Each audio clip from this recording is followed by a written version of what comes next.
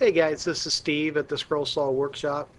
I want to take you all through a little Corel Draw demonstration today.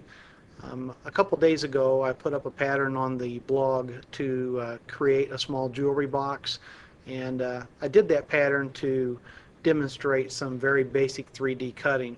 But what I'd like to do today is go ahead and take you through a demonstration of how to create those boxes. You can basically make a scroll saw box any shape you'd like. If you can get it on the screen, you can make a box out of it. And I want to take you through the steps to do that today. And what we'll do is we'll create a small heart box that you can cut out. So let's get started. The first thing we want to do is come over here to the icon toolbar and select your basic shapes icon. And up in the properties bar, you'll see a perfect shapes icon. Click that and select your heart. Now what we're going to do is go ahead and draw the heart on the screen about the size you want your box to be, and select your pick tool. And the first thing we want to do is make a couple of copies of this, because we're going to use two of the copies for the top and bottom of the box. So go ahead and right click on the pattern with it selected, drag it over and do copy here, and do the same thing again. Right click with your mouse, drag it over and copy here. So now we have the top and the bottom of the box, and we can set those aside until we need them later.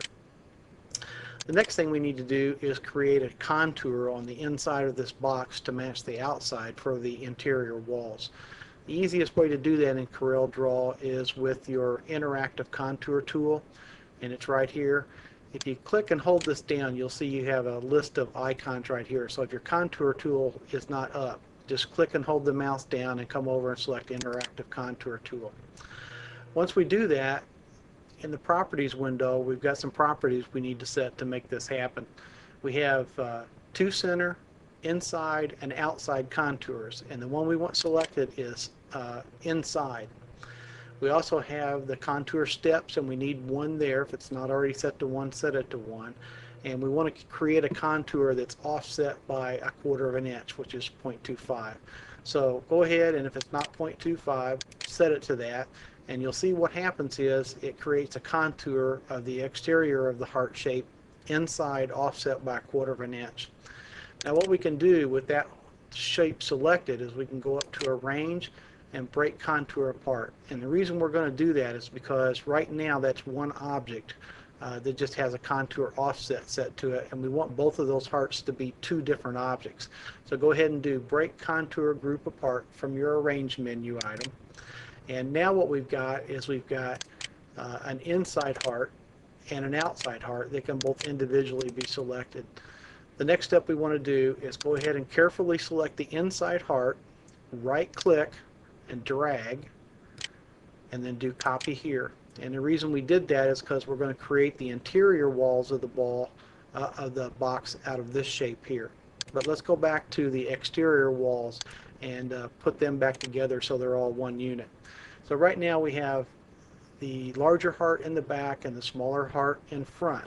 So what we want to do is select both of those by using our pick tool and draw on the selector icon around both of them, and that will bring up our back minus front, front minus back, and all these tools up here for changing the shapes.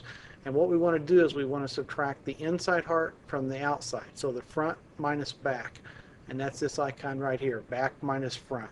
Click on the back minus front, and what we did is we cut the inside heart out of the inside heart, the back heart.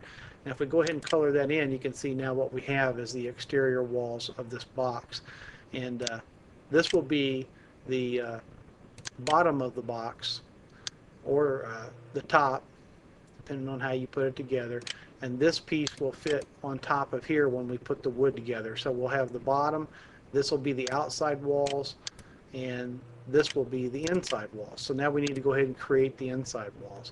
So bring the inside heart back over, again select your interactive contour tool. We want it to be 1/4 of an inch also, so we can go ahead and set that to 1/4 of an inch. Let's go ahead and break these two apart so we can put them back together again. So we do Arrange, Break Contour, Group Apart. Now we have two different items. We have the front item, which is a smaller heart, and the back item, back heart, which is the larger heart. Select both of them with your pick tool And again, we're going to do back minus front, and that created a cutout shape. And if we go ahead and select that, now we have the interior of the box.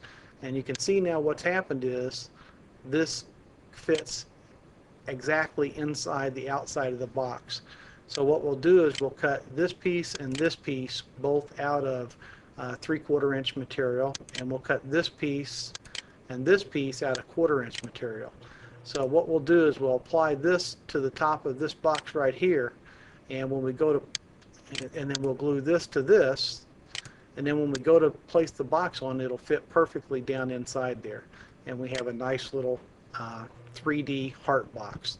The other thing you can do is on the top of the box here, you could go ahead and cut out some more patterns around it. Let's say if we wanted to create a smaller heart or a series of hearts, we could do this, and let's make a copy of that one, double click on it and rotate it a little bit. Double click on this one and rotate this a little bit, and we can move this down here and say this down here. Probably ought to do 3 of them to make it look better. Copy this here, double click, let's rotate it on around like that. Not a very good design, but you'll get the idea of what I'm trying to do anyway. Now we can go ahead and select that, and front minus back.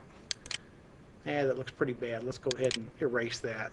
But you get the idea. You could do some cutouts in the top of this box, maybe some initials or something like that. Whoever you were giving it to, you could go up and select a nice font, draw the initials in there, and do front minus back, and then cut the initials out. So that's the process you go to create a small scroll saw box. I like this style of box because with the inside interior being centered over the same size as the outside, the box fits together nice and evenly, and you don't have any obvious openings for the box. So it makes a pretty nice looking box. You can go ahead and look at the demonstration video that I did the other day on the little 3D leaf pattern that we put on the box to get an idea of what the box will look like. In this case, it'll just be shaped like a heart. Anyway, I hope you like this demonstration, and go ahead and make you some boxes. They make nice little gifts. Again, you can find this pattern and other patterns at www.scrollsawworkshop.blogspot.com. Thanks for looking, and we'll see you in the next video.